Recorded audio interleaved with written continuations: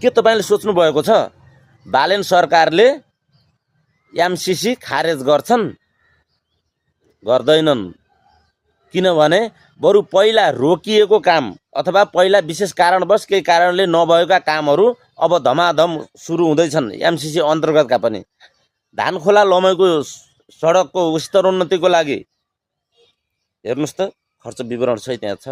15 घण्टा अगाडि मात्र हालेको हिजो युएस एम्बेसी नेपालले हिजो हालेको कुरा हो। यो आएर उद्घाटन भइसकेको छ।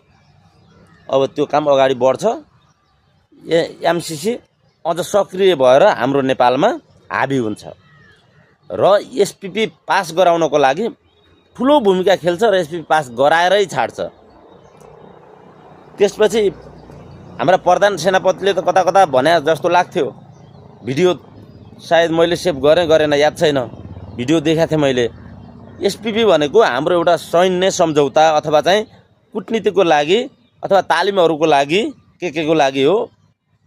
सैन्य सम्झौता मात्र हो, त्यति ठुलो कुरा होइन। यो कूटनीति मिलाउनको लागि राम्रो सम्बन्ध राख्नको लागि भन्ने जस्तो कता कता देख्थेँ मैले। अनि अर्को कुरा बालेन सरकारले के गर्ने हुन् त्यो हेर्न बाँकी छ। प्रधान सेनापति त तयार छन् एसपीपीको लागि। अनि चाहिँ अमेरिकाले हात हालेका देशहरू कहाँ चाहिँ राम्रो भएको छ लामो समयसम्म यो देखाइदिनुस् त कसैले। अमेरिकाले जहाँ जहाँ हात हाल्यो त्यहाँ त्यहाँ आगो बोलेको छ। त्यही भएर हाम्रो देश आगोमा बाल्न हामी चाहदैनौँ। एसपीपी हामी चाहदैनौँ। एमसीसी पनि खारेज गरियोस्।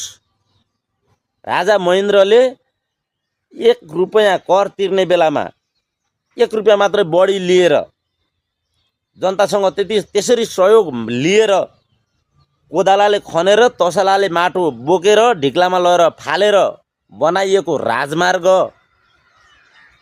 अनि यो धानखोलादेखि लमैसम्म सडक स्तरोन्नतिको लागि हामीले एमसीसी गुहार्न पर्ने किन? हाम्रो देशले सक्दैन? यस्ता स्वार्थपूर्ण अथवा स्वार्थले भरिएका सम्झौताहरू खारेज गरौँ। हाम्रो देशलाई आवश्यक छैन। जुन स्वार्थपूर्ण कुराहरू अथवा घुसाइएर ल्याइएका एउटा सम्झौताहरूलाई सहयोग मानिँदैन। त्यो भनेको यिनीहरूको ठुलो स्वार्थ लुकेको छ त्यहाँनिर भन्ने कुरा हामी सबैले बुझ्नुपर्छ।